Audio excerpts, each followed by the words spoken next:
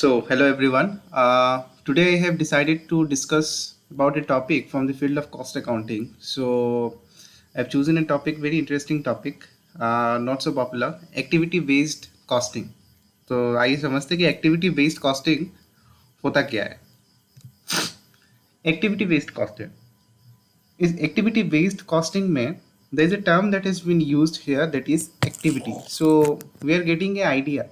पता चल रहा है कि it is a kind of costing in which the cost may be incurred or basically being incurred based on the activity. तो actually हमें करना क्या होता है? Being an accountant, cost accountant or any kind of accountant, our major duty is to do apportionment.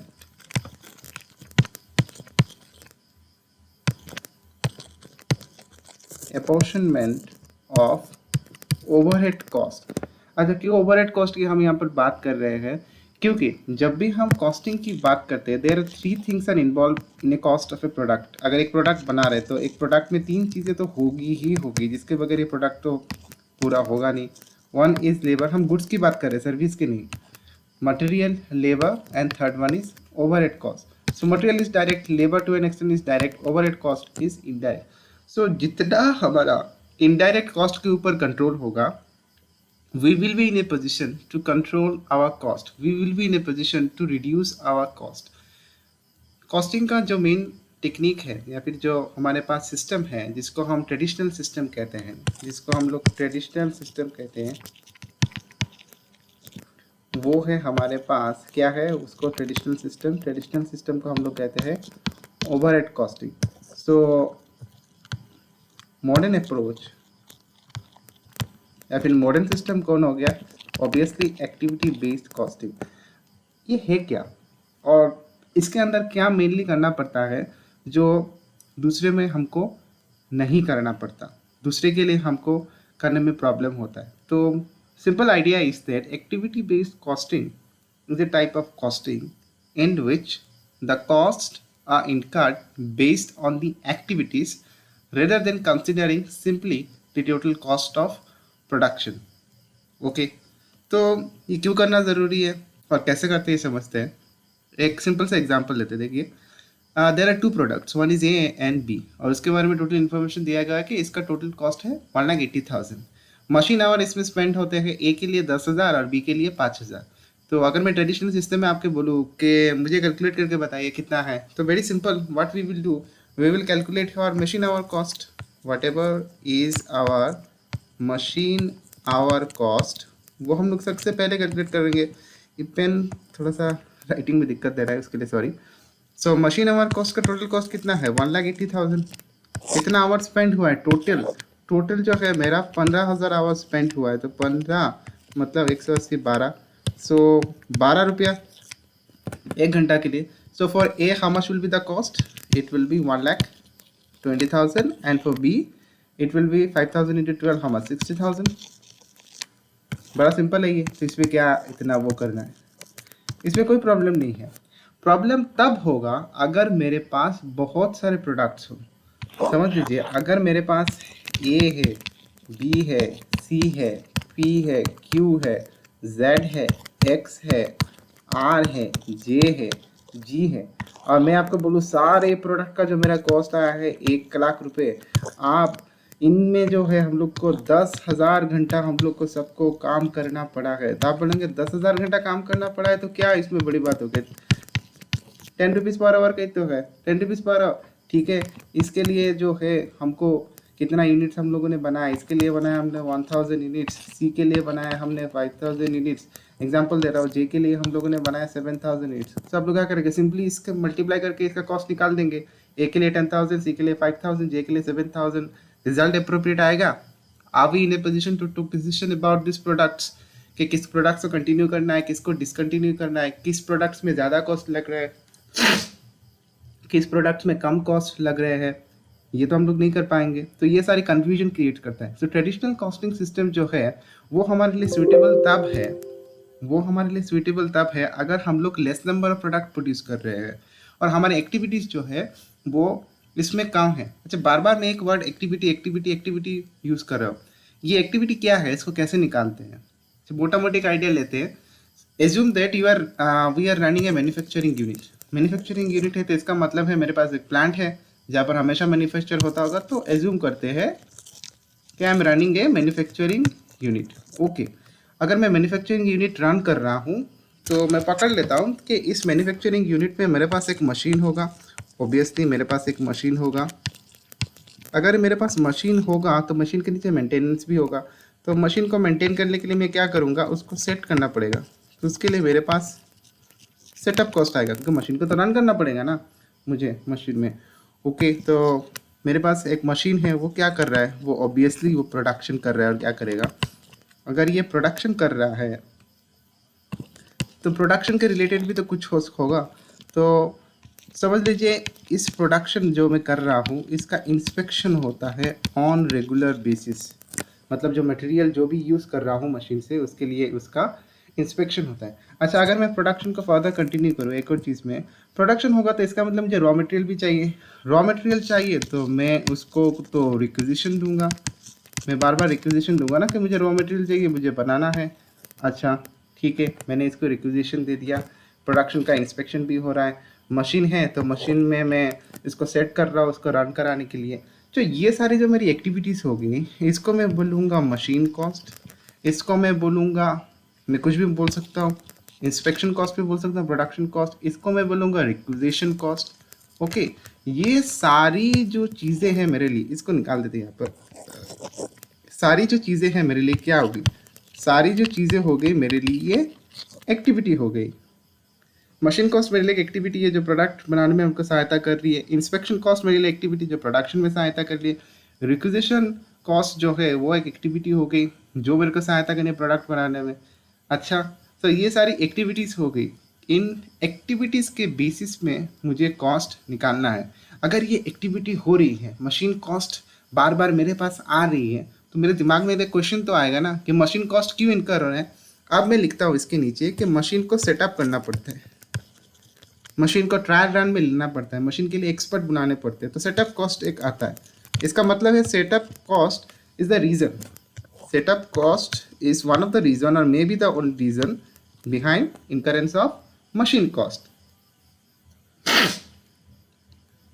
Inspection cost is one of the reason, और अगर मैं बोलूँ number of inspection, number of inspection is one of the reason behind inspection cost। Requisition cost क्यों हो रही है कि number of time लोग ऑर्डर्स कर रहे हैं, बार बार इसको ऑर्डर कर रहे हैं, तो हम लोग यहाँ पर लिख देंगे नंबर ऑफ ऑर्डर्स और requisition behind this requisition cost. बार बार नंबर ऑफ ऑर्डर्स दे रहे हैं, बार बार नंबर ऑफ ऑर्डर दे रहे हैं, इसकी वजह से तो यहाँ पर वो हो रहा है। इसका मतलब ये सारी जो है मेरी एक्टिविटीज़ हो गई। इन एक्टिविटीज़ के पीछे जो कॉस्ट इनकर हो रहा है इसके लिए ये रिस्पॉन्सिबल है, ये सेटअप कॉस्ट रिस्पॉन्सिबल है, यहाँ पर ये नंबर ऑफ इंस्पेक्शन रिस्पॉन्सिबल है, यहाँ पर ये नंबर ऑफ रिक्विजिशन रिस्पॉन्सिबल। तो ये सारे है क्या, ये बेसिकली है आपके ड्राइवर्स।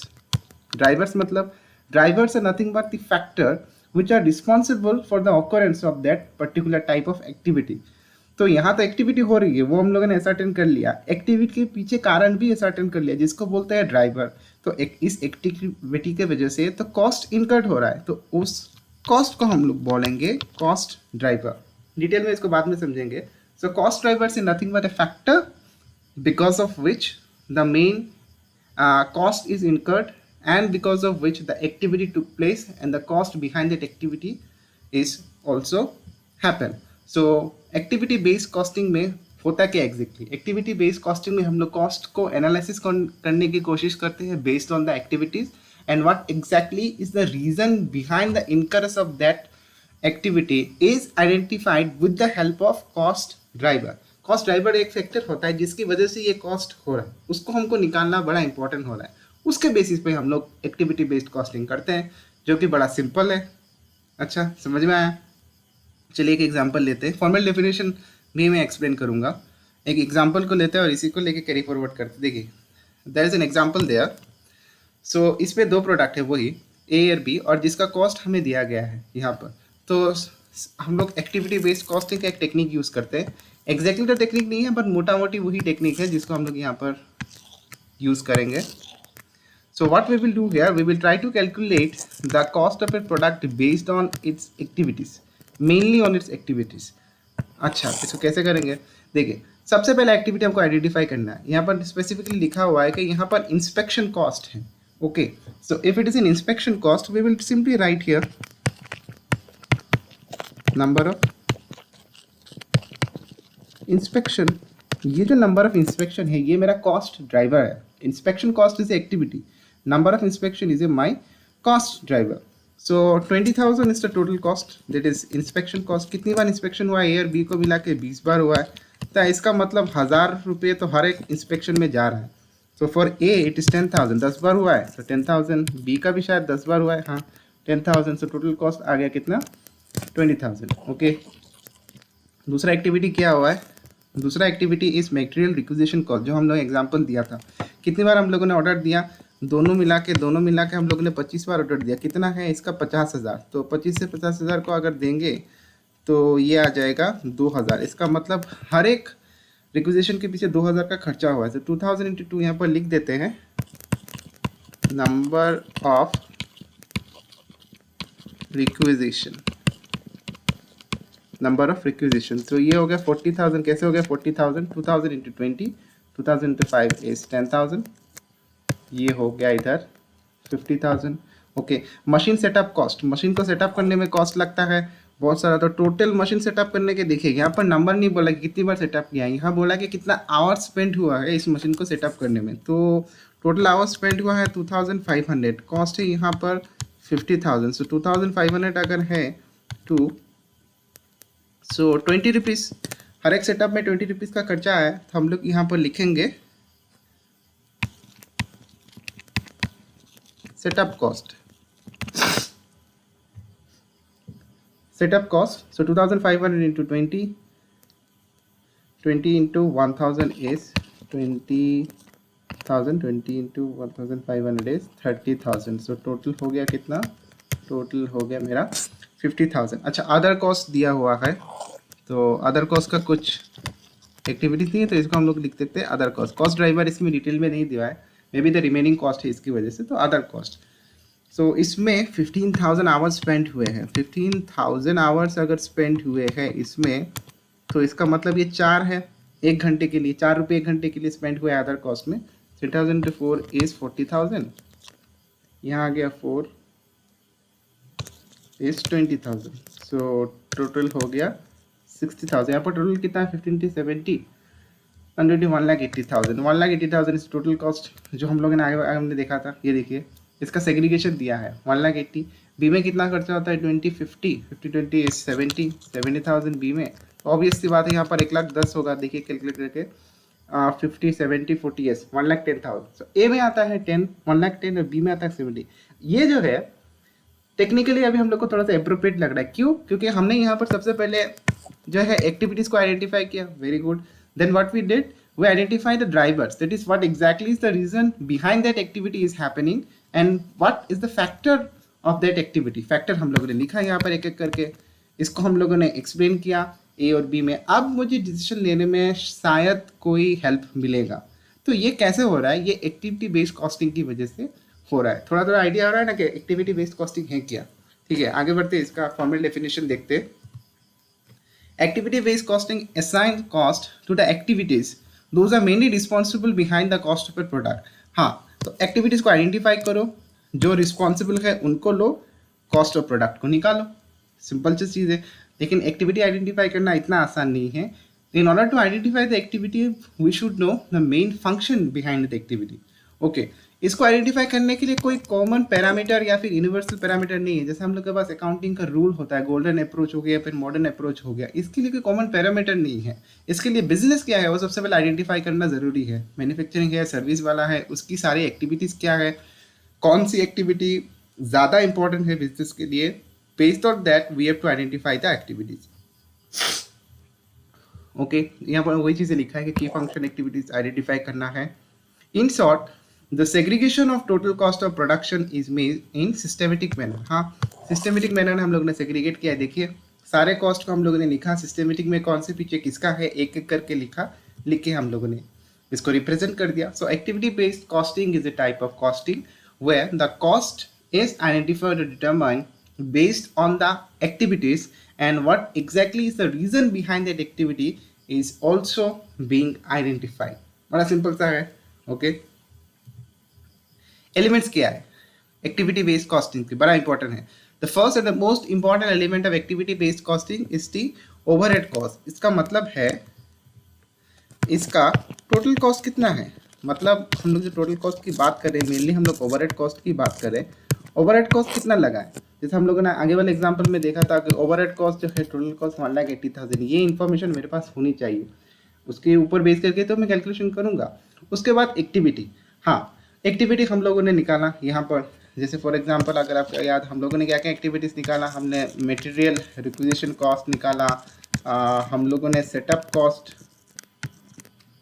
निकाला, हम लोगों ने क्या क्या इंस्पेक्शन कॉस्ट जो है वो भी निकाला. So based on the activity, manufacturing unit है या इसलिए यहाँ पर इंस्पेक्शन हो रहा है.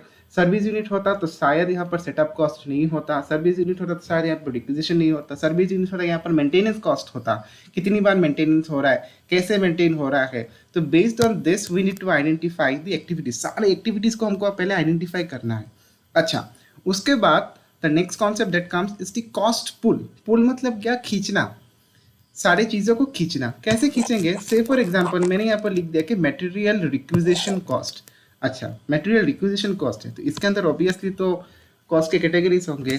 सबसे पहले समझ लीजिए इसके अंदर आते हैं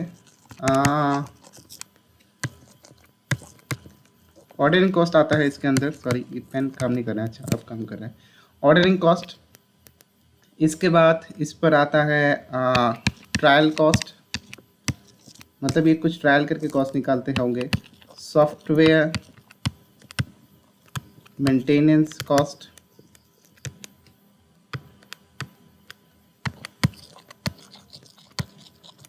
पेपर वर्क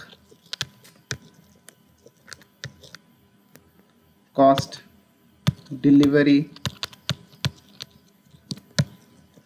तो मैंने क्या किया, एक्टिविटी बेस्ड कॉस्टिंग में करने गया, मैंने मटेरियल रिक्विजिशन कॉस्ट तो मैंने यहाँ पर निकाल दिया जो मेरा एक एक्टिविटी है. इसके अंदर ये सारे एक्टिविटीज़ हो रहे हैं.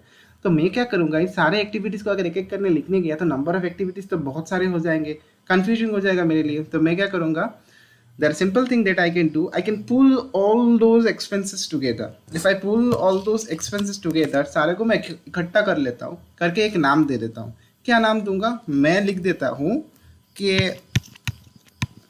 hours spent on requisition, या फिर मैं बोलता हूँ number of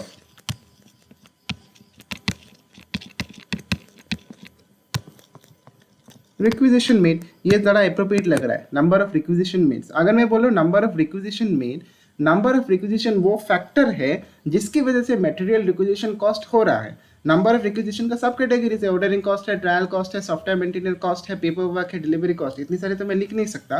तो number of requisition made behind material requisition cost is the factor. उस फैक्टर को हम लोग क्या करते हैं, अभी अभी हम लोग ने सीखा था, उसको हम लोग बोलते हैं cost driver.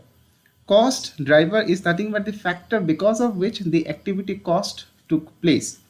Cost driver may be of two type. एक को बोलते हैं हम लोग रिसोर्स कॉस्ट ड्राइवर और दूसरे को हम लोग बोलते हैं एक्टिविटी कॉस्ट ड्राइवर. लिख देता हूँ, one is resource, another one is activity. दोनों में फर्क क्या है, resource cost driver is a driver in which the focus is given on the quantity consumed in order to complete the activity. कितना quantity consumed हुआ है. जैसे material acquisition पे हूँ, मैं क्या करूँगा, फोकस करूँगा कि कितना kgs यूज हुआ है, कितना क्विंटल में यूज हुआ है, कितना यूनिट्स में यूज हुआ है. तो मैं cost driver in terms of resource cost driver की बात कर रहा हूँ. अच्छा, अगर मैं एक्टिविटी कॉस्ट ड्राइवर की बात करूँ, तो activity cost driver is basically concern about the frequency और the intensity of the demand to place behind at activity. मतलब कितनी बार ये हो रहा है, इंस्पेक्शन जो है कितनी बार हो रहा है. अगर मैं इस तरीके से बात कर रहा हूँ तो मैं एक्टिविटी कॉस्ट ड्राइवर की बात कर रहा हूँ. रिक्विजिशन जो है कितनी बार हो रहा है, ट्रायल रन जो हो रहा है कितनी बार हो रहा है. सो ये मैं बोल सकता हूँ कि ये रिसोर्स कॉस्ट ड्राइवर है या फिर activity cost driver. Cost driver क्या है? कॉस्ट ड्राइवर जो फैक्टर है जिसकी वजह से एक्टिविटी कॉस्ट इनकर्ड हो रहा है। बार बार मैं रिपीट करूँ क्योंकि वेरी इंपॉर्टेंट टर्म होते हैं। कॉस्ट ऑब्जेक्ट, कॉस्ट ऑब्जेक्ट एक सिंपल होता है। कॉस्ट ऑब्जेक्ट मतलब क्या? कॉस्ट ऑब्जेक्ट मतलब मैं किसके लिए एक्टिविटी बेस्ड कॉस्टिंग कर रहा हूँ। मतलब अगर मेरे पास प्रोडक्ट ए है, प्रोडक्ट बी है, तो ये हो गए मेरे cost object.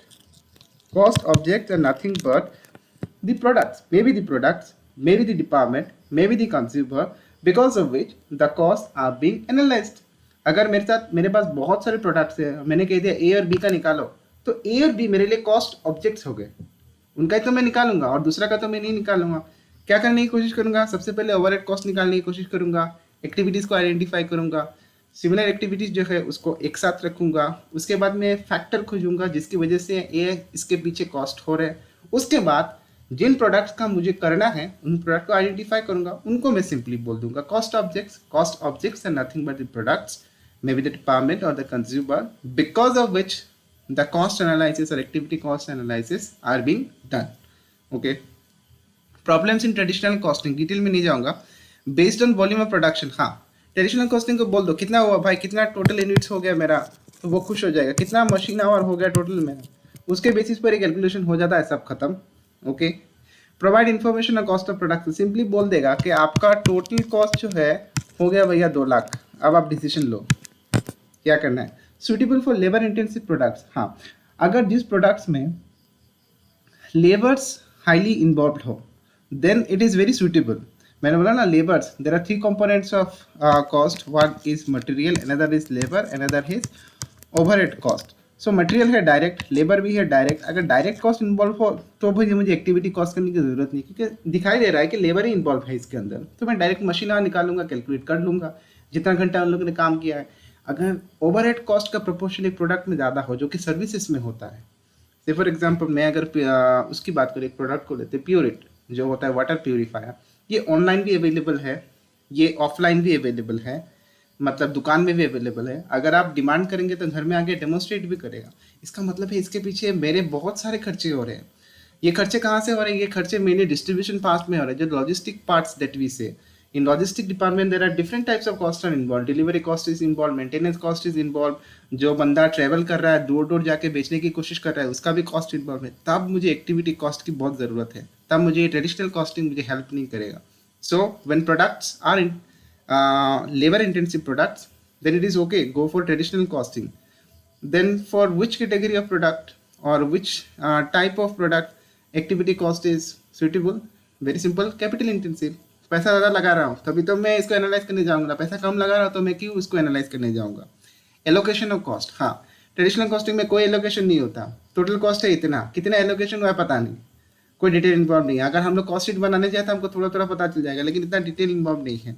Cause and effect relationship, किस कॉस्ट की वजह से क्या ये मतलब टोटल कॉस्ट इंक्रीज हुआ है और डिक्रीज हो रहा है, ये रिलेशनशिप एक्सप्लेन वो नहीं करेगा। एक्टिविटी बेस्ड को सबको पता है कि इतना सारा इंस्पेक्शन इस बार हुआ है, इसकी वजह से ही कॉस्ट हुआ है, इतना सारा मशीन इस बार सेटअप हुआ है, तो मैं थोड़ा सा कंसर्न हूँगा कि मशीन बार बार सेटअप हो रहा है, इसका मतलब मशीन में प्रॉब्लम है।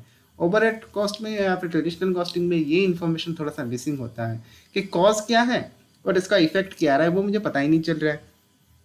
आइडेंटिफिकेशन ऑफ प्रॉब्लम है, ऑब्वियसली अगर कॉज एंड इफेक्ट रिलेशनशिप मैं एक्सप्लेन कर पा रहा हूँ तो इसका मतलब मैंने प्रॉब्लम एरिया को आइडेंटिफाई किया है, able to identify the areas. Now what I have to do, I have to get rid of the problem as early as possible. So these are the major problems in traditional costing. Next है objectives of activity based costing. Objectives are very to the point, distribution of overhead cost. Yes, we need to distribute our overhead cost, otherwise we can make the control, because there are the indirect costs on which we do not have any control. Identify of opportunity to reduce cost, हाँ cost का 2 function होता है, एक होता है cost control और एक होता है cost reduction. Reduction is permanent in nature, अगर किसी टेक्निक को हम लोग डिसकंटिन्यू कर रहे हैं इसका मतलब उसको वापस नहीं ले सकते, कंट्रोल कर रहे हैं निकाल सकते हैं, वो कर सकते हैं। वो करने में कौन हेल्प करता है? बहुत सारे टेक्निक्स भी है, उसमें से एक्टिविटी बेस्ड कॉस्टिंग एक टेक्निक है।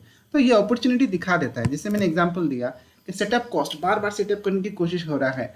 मे बी ये भी तो हो सकता है कि हम लोग को जो यूनिट जहाँ पर रन कर रहे हैं वहाँ पर कुछ मेजर प्रॉब्लम हो, जैसे हम लोग कभी अपने घर पर प्रिंटर लाते हैं या फिर कुछ होता है तो उसमें समझ लीजिए घर में वोल्टेज का प्रॉब्लम होना है, तो बेसिकली प्रिंटर में कोई प्रॉब्लम नहीं थी, घर के इलेक्ट्रिसिटी में वायर कनेक्शन में प्रॉब्लम होता है, तो वो निकालने में, आइडेंटिफाई करने में हमको मैन्युफैक्चरिंग यूनिट में एक्टिविटी कॉस्ट बेस्ड जो टेक्निक होता है वो हेल्प करता है, use for decision making.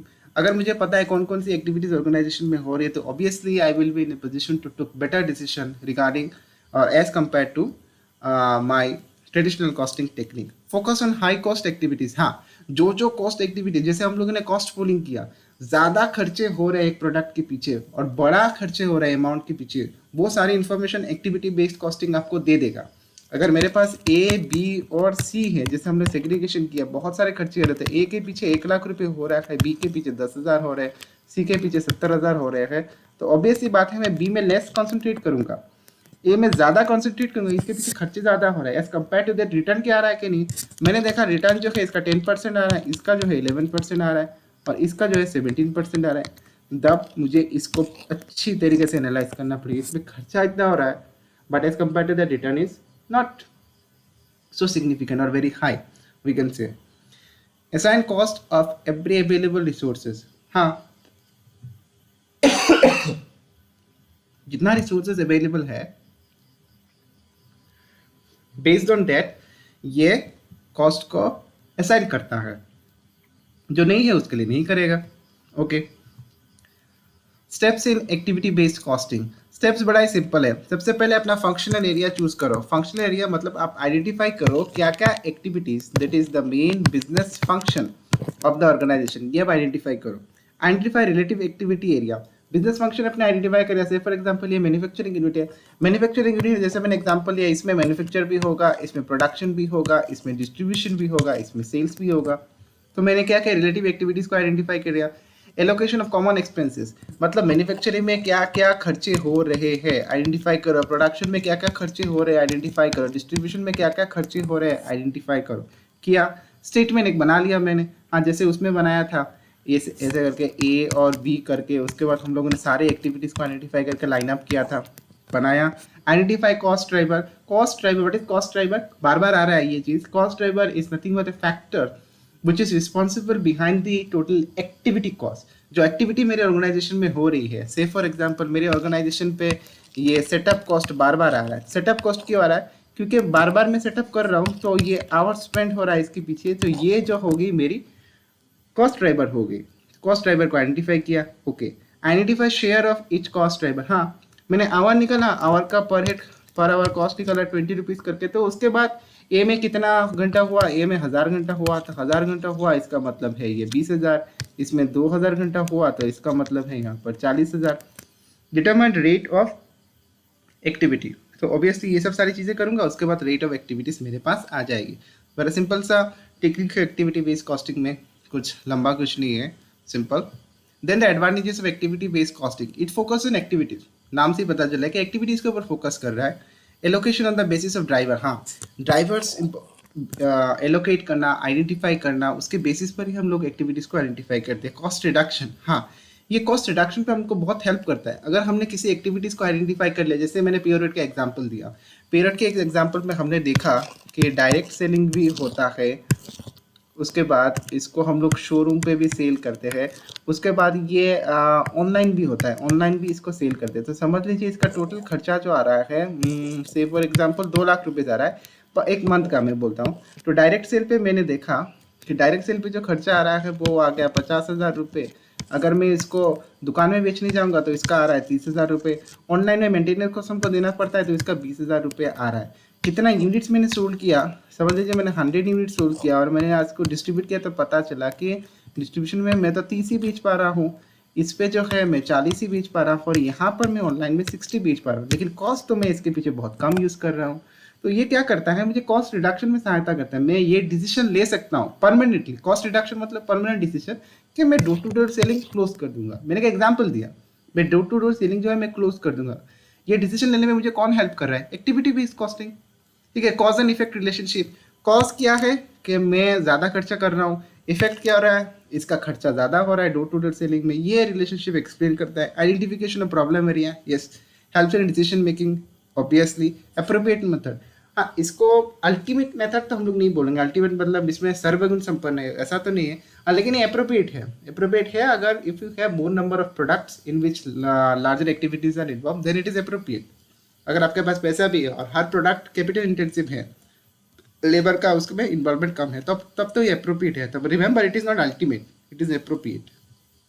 Disadvantages, expensive and complex method, हाँ बड़ा महंगा है, अगर आप बड़े ऑर्गेनाइजेशन है then it is suitable only for you. Complex, why it is complex, because हर बार तो हम लोग एक्टिविटी 1 एक्टिविटी 2 3 ऐसे करके इसको आइडेंटिफाई कर देते हैं, लेकिन भैया ये एक्टिविटीज कैसे आइडेंटिफाई होगा? कोई पैरामीटर है आपके पास, कोई टेक्निक है, कोई साइंटिफिक मेथड है, कोई सिस्टम है, कैसे कर रहे हो? उसके लिए तो एक्सपर्टाइज नॉलेज चाहिए ना।